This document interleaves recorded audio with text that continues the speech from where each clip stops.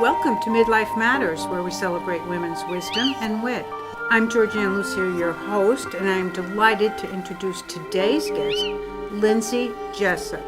She is a Wallingford native, and she is the manager of community advocacy at Connecticut's Veterans Affairs in Rocky Hill. So welcome, Lindsay. Thank you, Georgianne. Thank you very much for having me here today. I'm honored. Oh, absolutely. Thank you. You've been in this position a little over 2 years. Let's talk about the range of services that your role encompasses. Yes. So my role is manager of community advocacy. It's a very multifaceted role in the sense that I cover a lot of key functions for the agency. I serve as the communications lead for the agency, the legislative lead, public affairs. I do a lot with volunteers and donations. So it's a very busy role, but one that I'm very honored and humbled to do on behalf of the agency. Wonderful. And let's talk about some of the groups that I know you told me about, and we have some photos that have been part of all of your activities and bring the community in and build awareness. Yes. One of the things that I've really tried to do in my first couple of years with Connecticut Veterans Affairs is expose the public to our veteran community and vice versa. So it's been very humbling for me to be able to bring in groups like our Boy Scouts and Girl Scouts. Our Girl Scouts are very generous. They love to bring cookies to our veterans. And instead of just having them drop them off, I thought, why not come and hand out cookies during dinner time for our veterans? Nice. And really the interaction, not just the veteran and then public interaction, but the multi-generational interaction was so impactful, and not just for the Girl Scouts and our veterans, but for the parents of the Girl Scouts to see. And really, it's just a wonderful hour where there is that camaraderie, and our youth and our young people get to learn about veterans. We also had our Boy Scouts come and do an Eagle project, and they brought handmade garden boxes for our skilled nursing home, and they were wheelchair height, so they are accessible to our veterans, and they handmade these. And again, it was just another great interaction where our community, our youth feel like they're giving back, and we get to reap the benefits of that. So that was a great experience. Just being able to, I think, connect our younger folks with veterans. I really believe that we have not been a country at war since World War II, really, where the country is immersed. It's always been something that happens on foreign land, and I don't think our young people today really understand what it means to be a veteran, what it means to serve. Freedom is not really free. There is no such thing. So it's been important for me in my role to bring that element to our students and our young learners. We also had a reading last year with the commissioner and the governor, and I was delighted to be able to do that as well. It just so happened that I have 2 young children, and I thought, let's start small and let's bring the commissioner to the school, and he read to each grade. And not only did he read to each grade, he brought pictures of his kids, and they got to see the impact. This is my dad, and he's going off to war now, or he's being deployed. And I think that really hit home to a lot of the kids. Governor was able to stop by and read some books as well. It's resonated with me to be able to do those things in my role. It's very important to, I think, have that public perception. And that requires a good deal of creativity on your part, so that must be part of the fun of the job, right? Thinking up things and having the ability to make things happen. Yes, well, I'm very lucky that people send me a lot of great ideas via email or phone call, and then the wheels just start turning, and you think, okay, how can we make this into a ceremony or event? How can we continue to be able to do this? So for instance, we had another school reach out asking about Veterans Day, and we have a board of trustees with Connecticut Veterans Affairs, and it was out in North Windham, and I know that we have one of our BOT members that lives in Mansfield, very distinguished woman, Air Force veteran for over 20 years, and I said, would you like to do this, Dr. Cotton? And she said, absolutely. So again, it's exposing others to the agency, what we do, and really bringing people together. That's really been a key, a driving factor for me in my role and what I've tried to really do in the last couple of years. Let's talk about the farmers market, because when I was hosted by you very graciously and went to view the facility, you had just had this farmers market, and that was a organic process, right? Yes, it was. It initially started when I first started in my role. Commissioner also had just started, and we went out to Muddy Roots Farm right here in Wallingford, and veteran-owned farm. And we got back, and I thought, we have this beautiful campus, 92 acres, with this flat quad up in the sun. I said, I'd really love to see a farmer's market come here. Time went on, and this summer I said, you know what, we got to figure this out. The governor's office has meetings with communications directors and public information officers across the agencies, and we're in little cohorts, and I just so happened to be with the Department of Agriculture. And I said to their communications director, how do we do a farmer's market? Would you like to collaborate? And she said, yes. And I said, okay, who are the key players? And it was our nonprofit, the Resource Conservation and Development Area here in Connecticut. And they do a lot with the Homegrown by Heroes, so our veteran farmers. They have a lot of business support and entrepreneurial support for veteran farmers who are looking to start out in the agriculture business here in Connecticut. So we reached out to them, and they said, yes, we'd love to do this. We tried to do a veteran farmers market last year, and it was successful. Let's try again. And then we reached out to our federal VA, and they said, absolutely. So it was a group of women who met and planned this event. For our first event, our first farmers market, it was very successful. We had great public participation. The veteran farmers who came all sold out of their produce and product within the first hour. Yes, Governor came.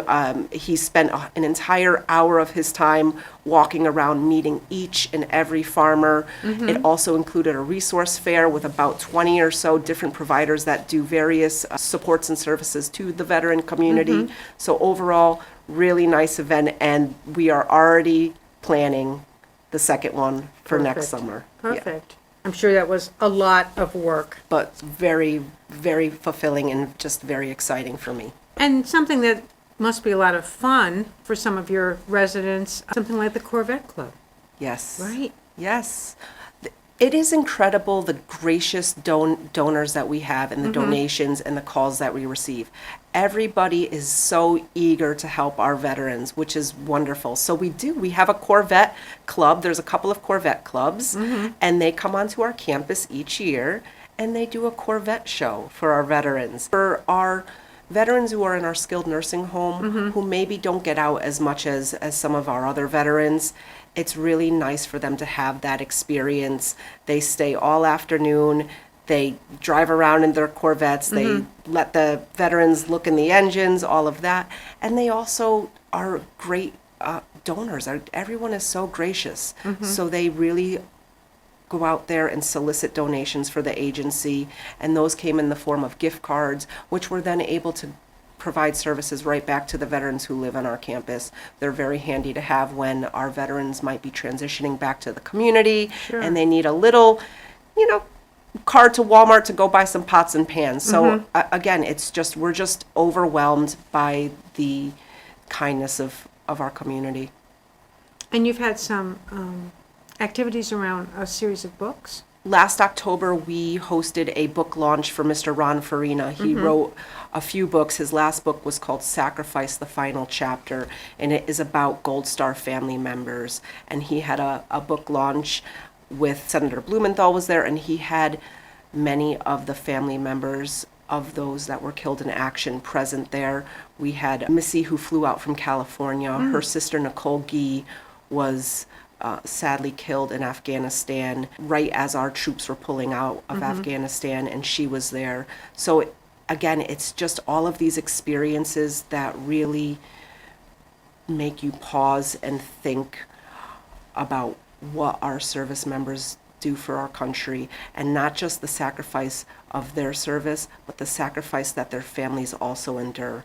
And to think that that family or spouse or child loses a precious family member on behalf of our country to keep us safe and free is just, it's really the ultimate gift. You also have a number of, I would guess they would be annual events, the flag in at the cemetery, the Veterans Hall of Fame. Yes. Talk a little bit about those. So yes, our state veteran cemetery is in Middletown. We have 3 state veteran cemeteries that we maintain. One is in Darien. It's closed to interments because it is full. Our operating cemetery right now is in Middletown, and then we have Colonel Gates, which is across our campus in Rocky Hill, and that's typically reserved for the veterans who live on our campus who Okay. wish to be buried there. Flags in and Flags out is a day for volunteers to come out and put flags at each veteran headstone so that they are remembered each Veterans Day and each Memorial Day. And we just Okay. get an overwhelming amount of support from the community to come out and put those flags in and out. And it many hands make light work. Yeah. And it takes no time at all, even though there are 14,000 or so headstones there that need flags Wow. placed. And you also participate in the wreaths program, right? All of the headstones have a wreath at the Yes, holidays? at the holidays, there is Wreaths Across America, which is a nonprofit. We do have wreaths delivered, and those get laid each December. It's usually the second Saturday in December. This year it will be December 13th, and that is another day for our volunteers to come out and place wreaths. Their mission is to remember, honor, and teach. So Okay. as a wreath is laid, you are to say the individual's name. When I have my kids with me, I say we're going to pause and we're going to read this person's name and just say thank you for their service. And it is a way for you as that person to connect with that veteran who you've never met and who Right. has been passed away maybe for many years, but just to acknowledge their service and sacrifice to our country. Connecticut Veterans Hall of Fame is an annual ceremony where we induct veterans into the Connecticut Veterans Hall of Fame. And it's not a military Hall of Fame. It's more about what that veteran and what that person has done after their service. How have Okay. they continued to give back to their communities, to their fellow veterans after service. Nice. So another meaningful ceremony held in January typically, and this year it will be January 22nd. Tell me about the 4 pillars included in the overall veterans programs, basically. At Connecticut Veterans Affairs, our mission is quite simply serving those who have served. Okay. So we have 4 core missions at the department, one being our skilled nursing home, Sergeant John Levito Healthcare Center. It became a CMS certified nursing home in March of 2020. Okay. It is licensed for 125 beds. So that is our skilled side. Those are for veterans that need more long-term services and supports, 24-hour nursing care. Okay. Then we have our residential services and programs, and that is for veterans who may be housing insecure or need some additional supports. It's meant to be transitional. Our veterans come in, they receive support, social work support, counseling support, assistance with finding employment, their room and board. It's a way for them to hopefully save some money to then successfully transition out into the community. And included in that is our Patriots Landing program, which is our temporary veteran family housing. Okay. We just expanded that. We had the ribbon cutting last Monday. So we went from 5 homes to 11. And that, again, is a way for our veteran families who are in need to be able to hopefully find their footing and successfully transition back to the community. We also have our cemetery, which we mentioned, and that's an opportunity for veterans to be buried in our cemetery and have a memorial service when that time comes. And then we have our Office of Advocacy and Assistance, and that is a team of incredible veteran service officers who assist our veterans in submitting claims to the federal VA for compensation that they may be entitled to due to their service. Well, thank you. I think our viewers have a great deal more understanding of what's involved. We have individuals living on our campus 24/7. It's a 24/7 operation, Yeah. and we are a very nimble team compared to maybe some of our bigger state agencies. Yeah. So to accomplish all we have with just 240 or so full-time staff, I think is quite a feat. We're very proud of that. And thanks for joining us.